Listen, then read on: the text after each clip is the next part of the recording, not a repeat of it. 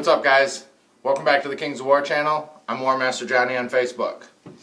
Today I got more of a video that I want you guys' input on. As you might have seen from our last couple battle reports, we've been doing some special home rules, which I'm not really a fan of home rules because I like to play the game how it's supposed to be played. However, there's just one thing we can't get over, and that's with the trebuchets. It says in the book that trebuchets need line of sight to attack, which I can't get over that, because think about it.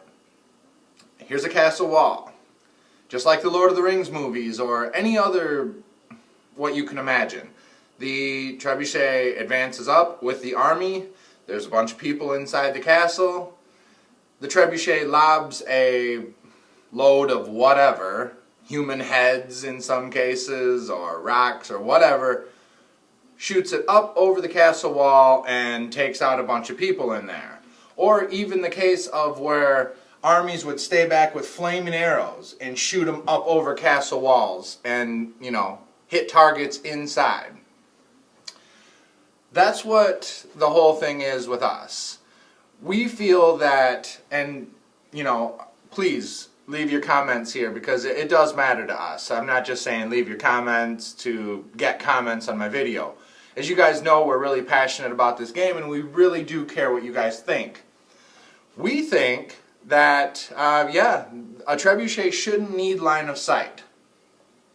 Now, there's a couple little items I'd like to go over.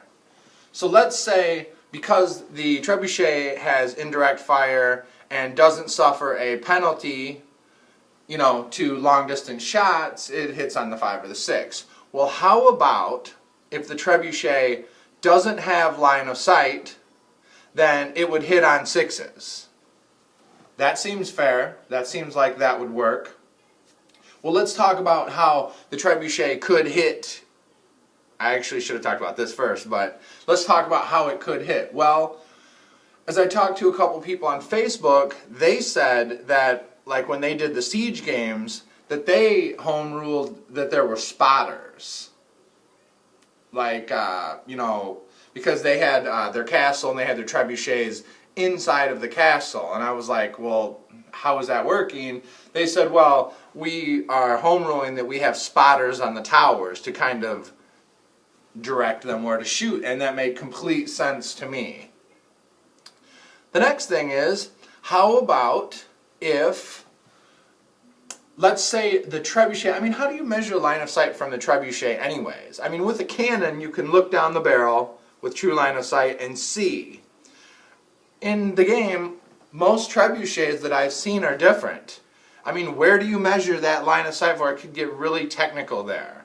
Do you measure do you look from the front of the base or from the corner, or I don't know. How about this? How about if the trebuchet clearly could see the unit move in the previous turn, then it knows where it's at and could. So let's say a unit moves behind cover, behind a line of sight blocking wall. Okay?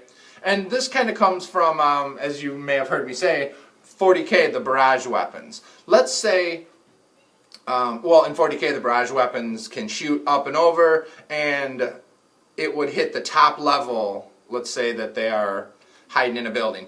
It comes up and it would hit the top level. But if the trebuchet could see that unit move into line of sight blocking cover, it knows that you're there.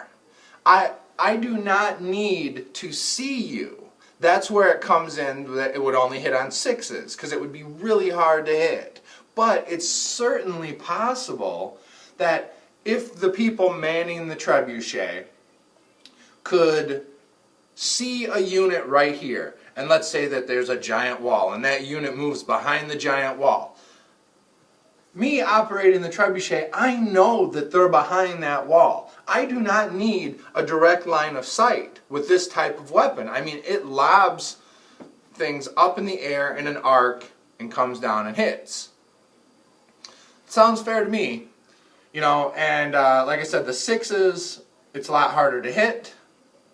I don't need a direct line of sight to you because I'm just going to fling it up over the wall, hoping that some of those rocks or whatever I'm shooting will hit a couple of the people on the other side. That's basically where we're coming from. I really feel strongly about it. I encourage you, as I said, to comment and leave me reasons why this wouldn't work. If it doesn't work, we will completely reconsider the rule and take it into account. And during the next battle report, I'll make sure to let you guys know. If you haven't already, go check out the last battle report. A lot of positive feedback on it. We took you guys' advice and we turned the music down real low, so there's just enough music in there to give it that fantasy feeling, which we really enjoyed. There's still the banter. There's still, what we did is just basically take a combination of everything. We added the music, we added the banter, we cut down all the extras, got rid of everything that we don't need. There's a saying, good directors cut, and we kind of took that into consideration. As we told you, we are always looking to improve our videos and our battle reports and basically the channel in general. Very quickly, we had Alessio subscribe to the channel and he shared the channel, which was really awesome. It's a huge honor for us, for him to acknowledge our channel. And yeah, before I start rambling on here, oh, one more thing. Today I'm going to start shooting the terrain videos, the first parts of those, so you can look forward to those coming up. And yeah, make sure you let us know what you think about this and why it doesn't work for you. And we'll catch you guys in the next video. See ya.